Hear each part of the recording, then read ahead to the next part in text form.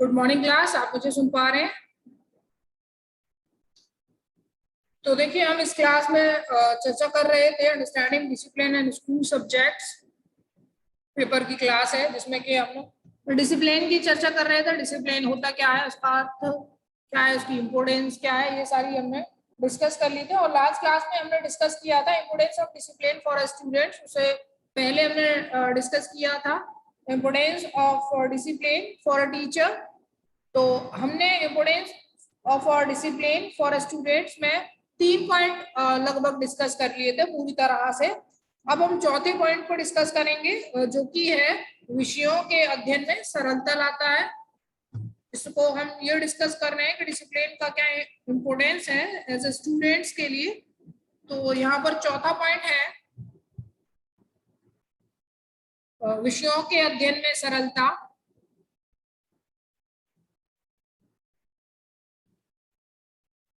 विषयों के अध्ययन में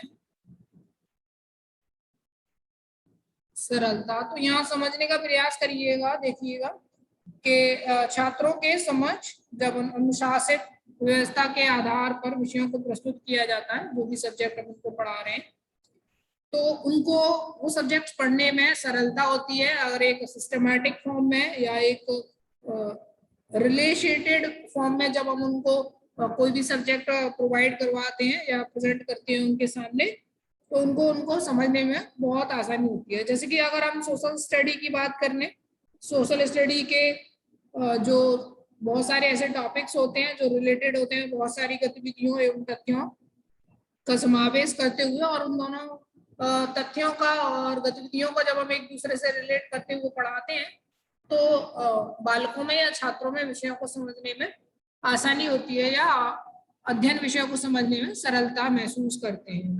तो इसमें लिखिएगा, छात्रों के समक्ष जब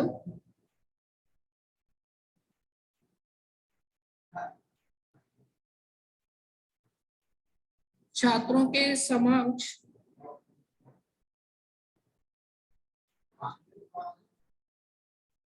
जब एक अनुशासनिक व्यवस्था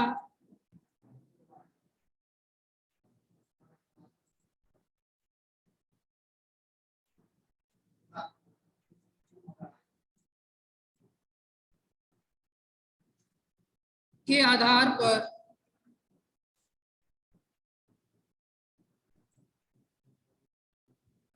विषय प्रस्तुत किए जाते हैं,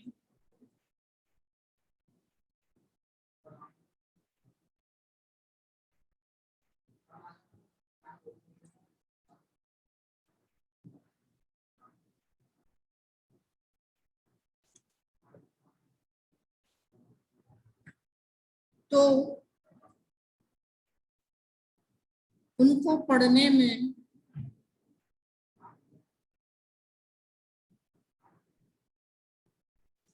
सरलता का अनुभव होता है।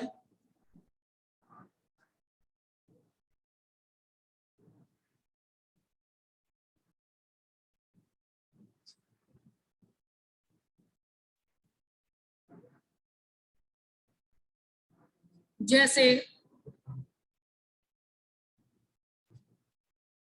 सामाजिक विज्ञान के विषय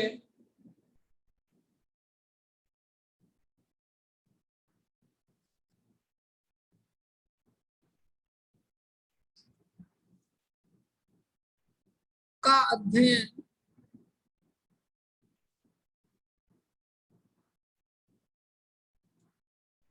करने में विषयों के ज्ञान से संबंधित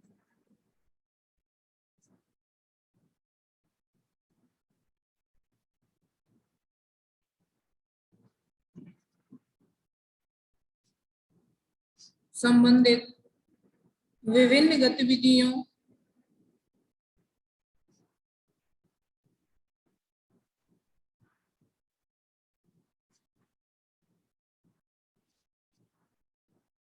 एवं तथ्यों का समावेश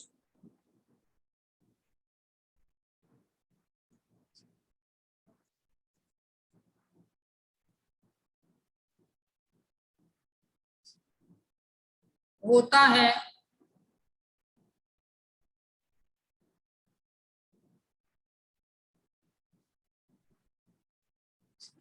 जिससे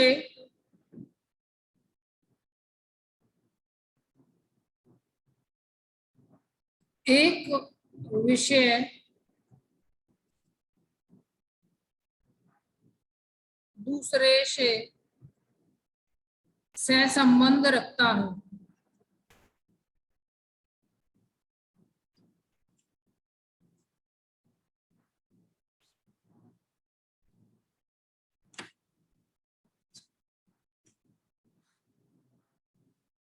नेक्स्ट पॉइंट देखिएगा, सामाजिक समस्याओं का समाधान।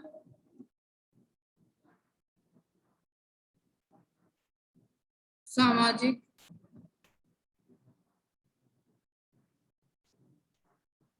समस्याओं का समाधान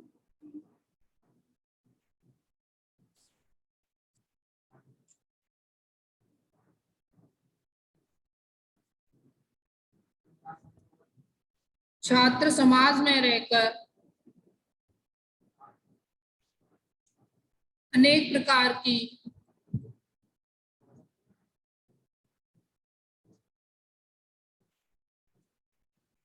सामाजिक समस्याओं का सामना करते हैं।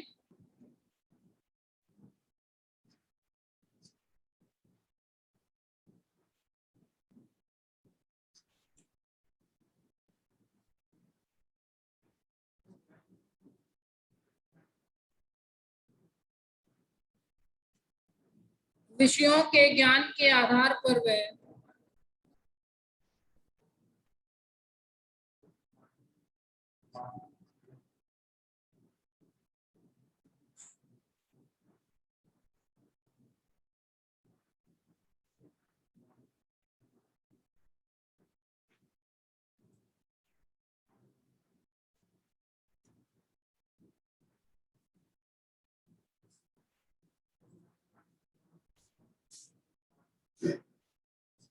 उन सामाजिक समस्याओं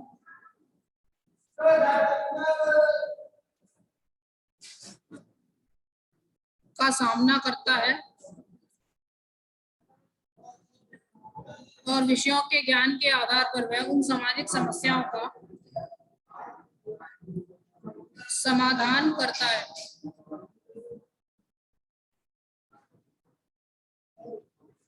समाधान करता है।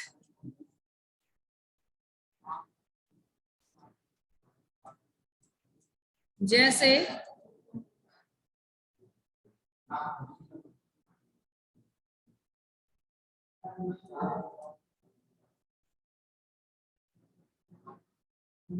ऊंच नीच आदि।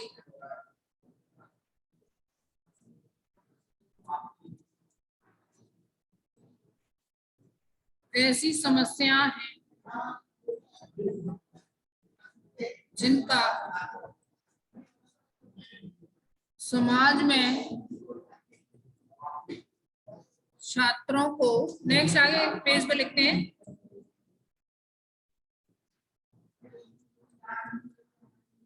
सामना करना पड़ता है।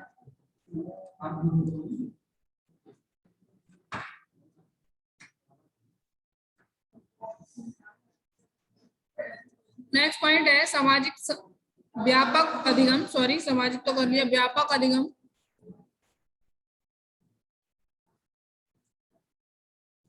व्यापक अधिगम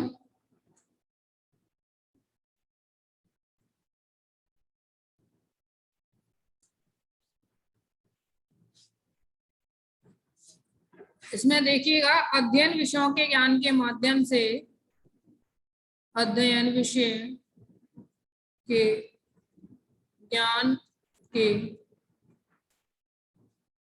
माध्यम से छात्रों के लिए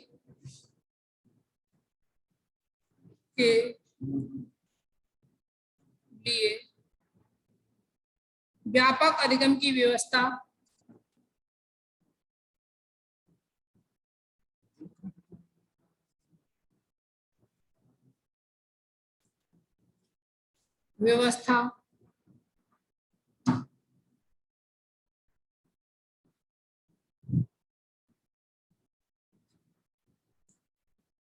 की जाती है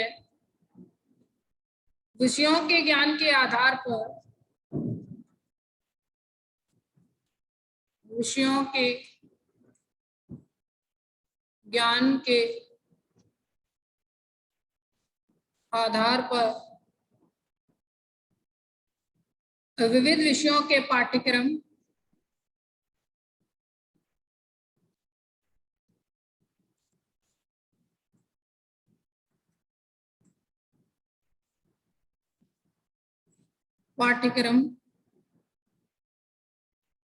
एवं उनसे संबंधित गतिविधियों एवं उनसे संबंधित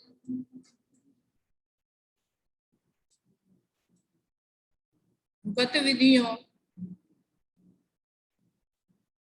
में अंतः अनुशासिक प्रवृत्ति पाई जाती है, में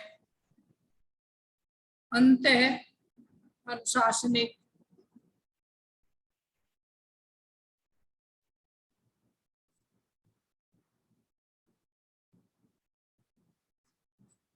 प्रवृत्ति पाई जाती है,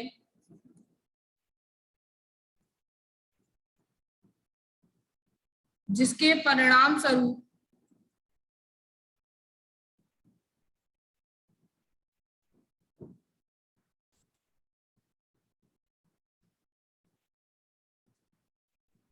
प्रत्येक गतिविधि किसी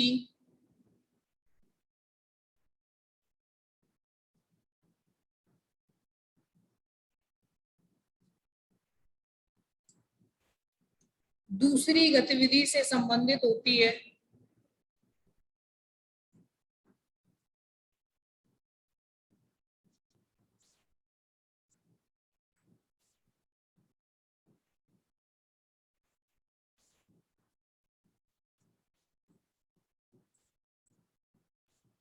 तथा उनके मध्य एक संबंध पाया जाता है, मध्य एक संबंध पाया जाता है।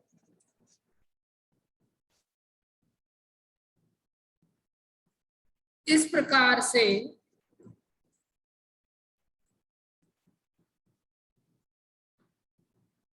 छात्रों को व्यापक स्तर पर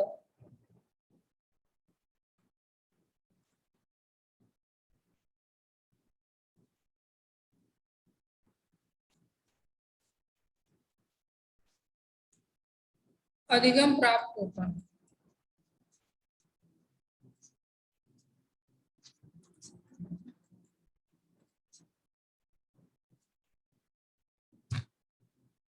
ठीक है, इसको लिखिए, फिर आगे बढ़ते हैं।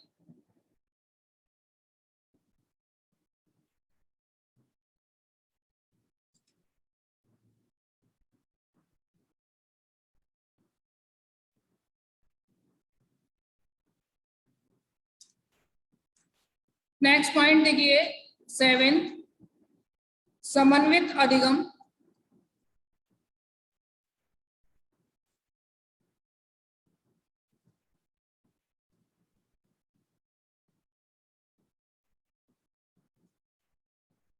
अध्ययन विषय के अंतर्गत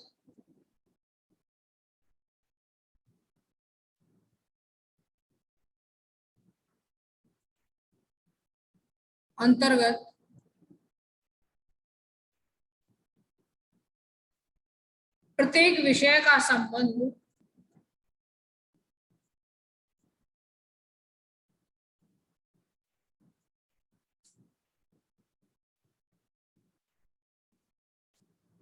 दूसरे विषय से होता है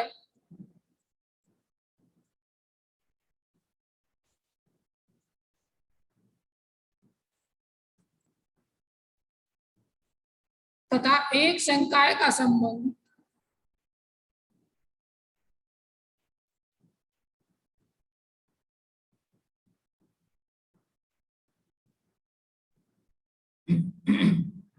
दूसरे संकाय से होता है।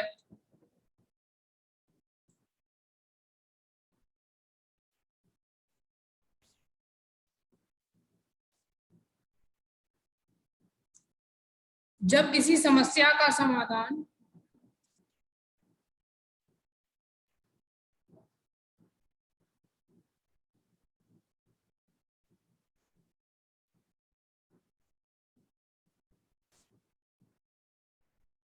खोजा जाता है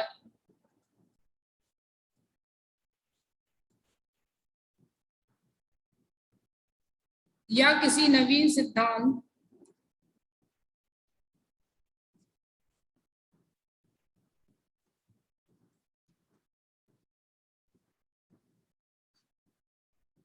नियम या ज्ञान का सृजन किया जाता है,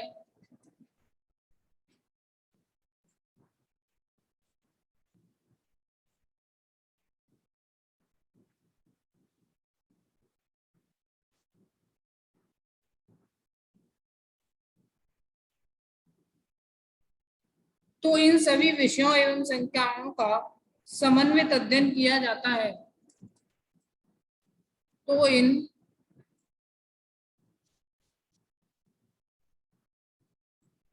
सभी विषयों एवं संकायों का समन्वित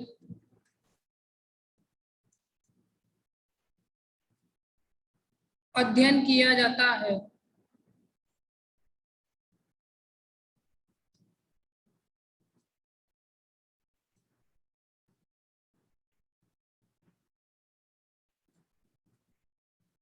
इस अध्ययन को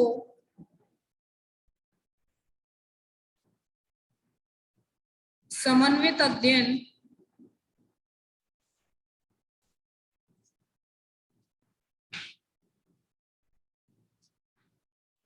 कहते हैं।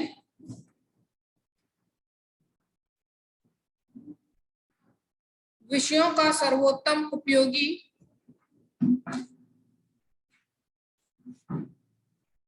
विषयों की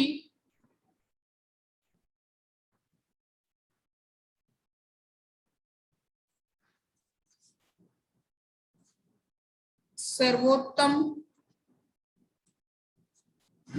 उपयोगी विशेषता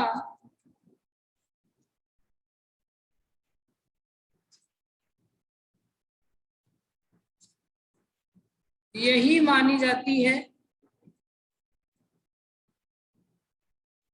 इसको लिखिए, फिर नेक्स्ट आगे बढ़ते हैं।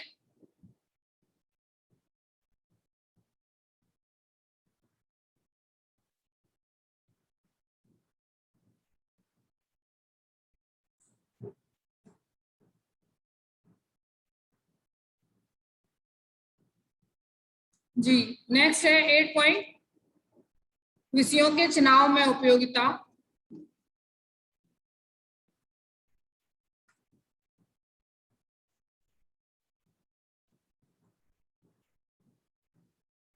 विषयों के चुनाव में उपयोगिता अध्ययन विषयों के माध्यम से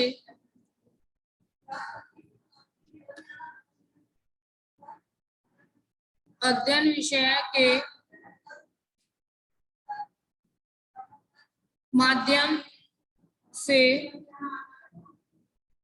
छात्रों को यह ज्ञात होता है, छात्रों को यह ज्ञात होता है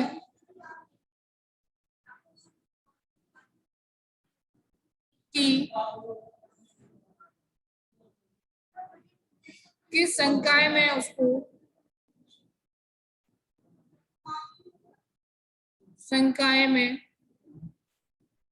उसको कौन से विषय पढ़ने हैं, कौन से विषय पढ़ने हैं।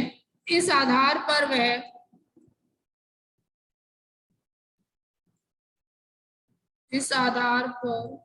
वह अपने रुचिपूर्ण विषयों का चुनाव करता है, अपने रुचिपूर्ण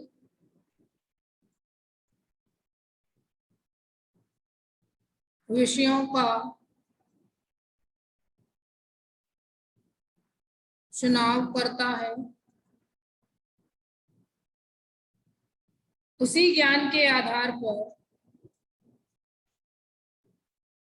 उसी ज्ञान के आधार पर ही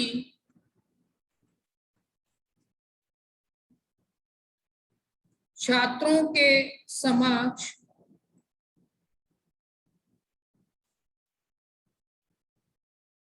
समानता एवं उपयोगिता के आधार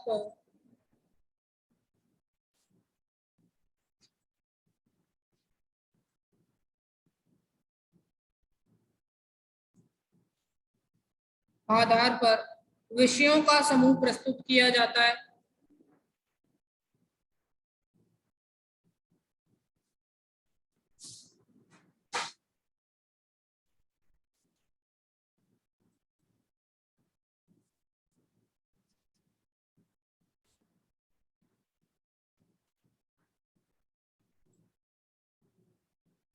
जिससे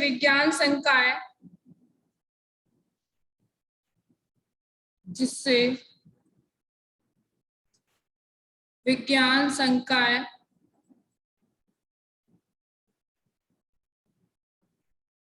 कला संकाय एवं वाणिज्य संकाय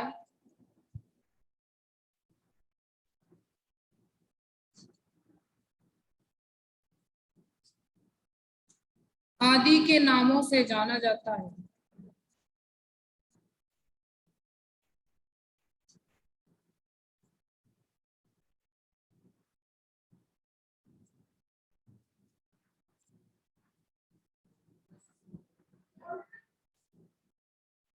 इनसे छात्रों को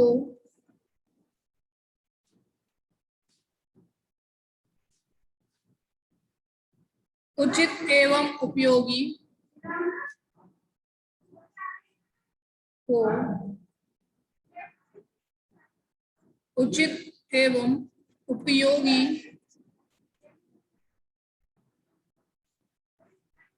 विषय चुनने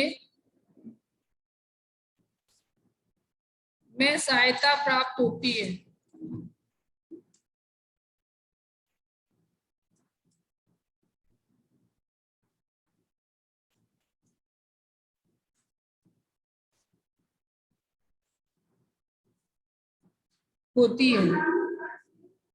तथा छात्रों का शैक्षिक विकास होता है। छात्रों का शैक्षिक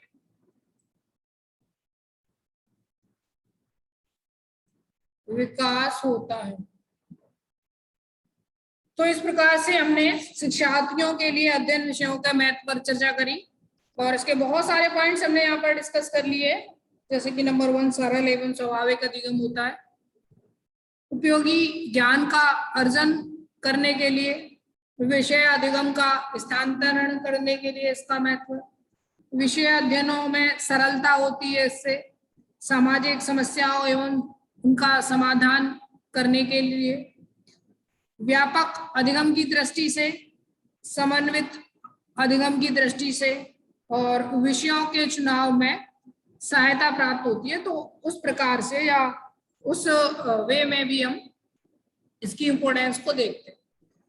तो यहाँ तक अगर किसी भी बालक को कोई परेशानी है तो वो पूछ सकता है। फिर इसके बाद हम नेक्स्ट टॉपिक स्टार्ट करेंगे, जो कि होगा हमारा पाठ्यचर्या के अध्ययन विषयों का महत्व या importance of discipline for curriculum. ठीक है, तो यहाँ तक किसी को कोई परेशानी? Very good, thank you class.